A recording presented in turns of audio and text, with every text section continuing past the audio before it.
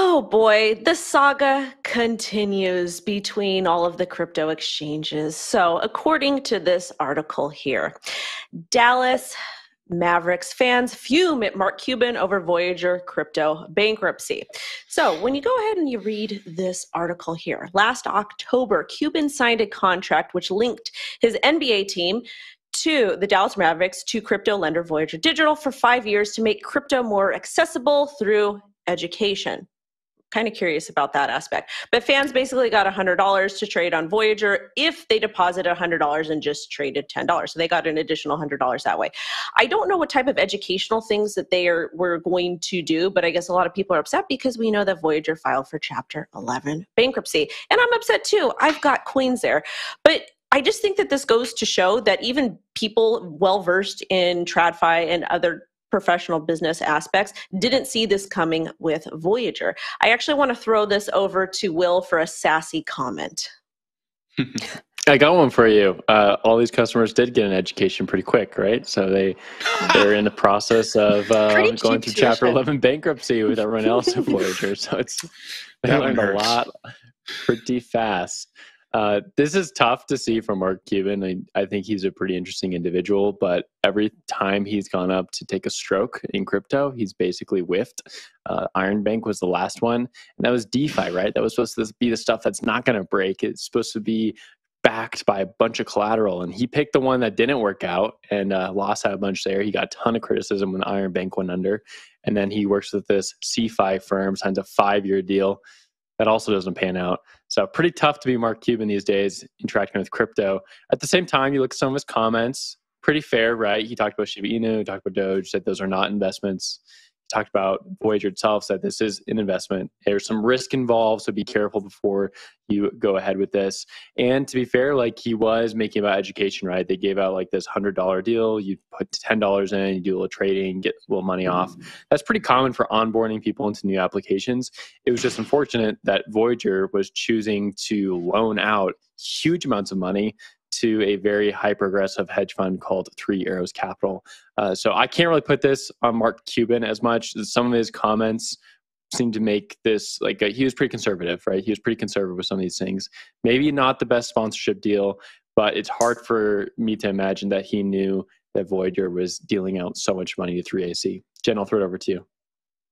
Yeah, last year and earlier this year, we spoke so much about these sports sponsorships being like a pillar of mainstream adoption and a pillar of trust. And it's unfortunate to see now that for these Dallas Mavericks fans, some of that trust has begun to erode because of what's happening in the markets. Will, to your point, I think this is a great lesson for them.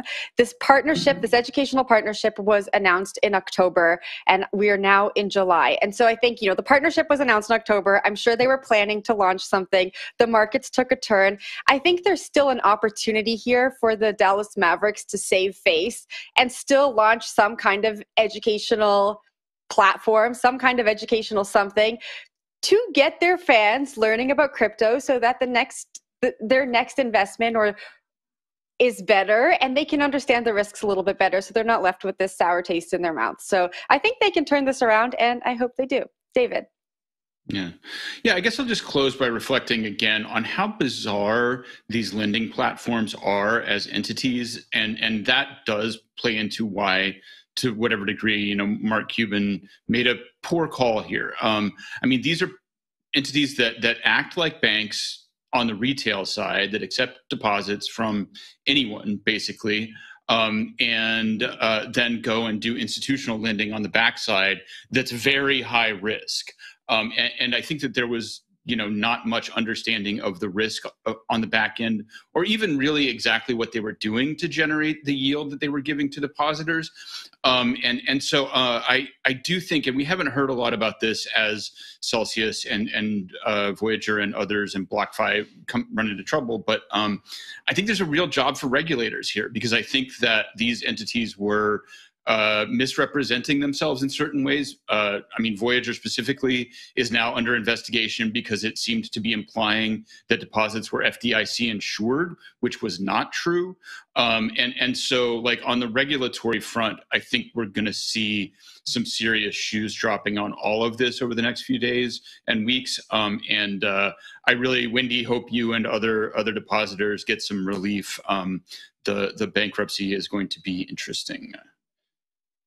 Yeah, what kind is of our in next? Go for it. Kind of in Sorry. closing, what I do want to say, at least the only, I guess the silver lining here is that at least they did give people $100 that put $100 in. So the burn isn't too bad if they only put $100 in. So fingers crossed that Dallas Mavericks fans only put $100 in. And I don't know. I just hope I hope we see something positive that comes out of this in the future.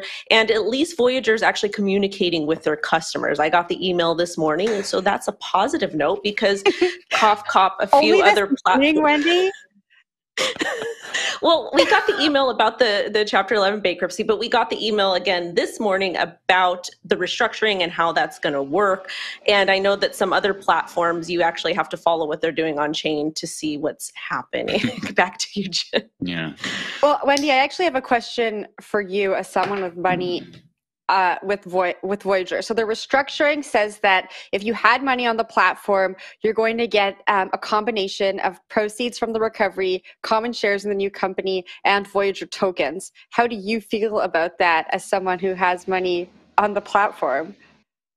Well, first off, the money that I had there was a little bit of additional capital. I had a couple moon bags there because I was trying to generate that yield, but I also lost money in quite some other crypto exchange hacks or exchanges that went down. So for me to actually get something back potentially, that's very, very exciting because when I lost money on Cryptopia, that's gone forever. So this is a good positive thing, but at the same time, I knew the risks of leaving my stuff there and most of my audience did as well. So something's better than nothing.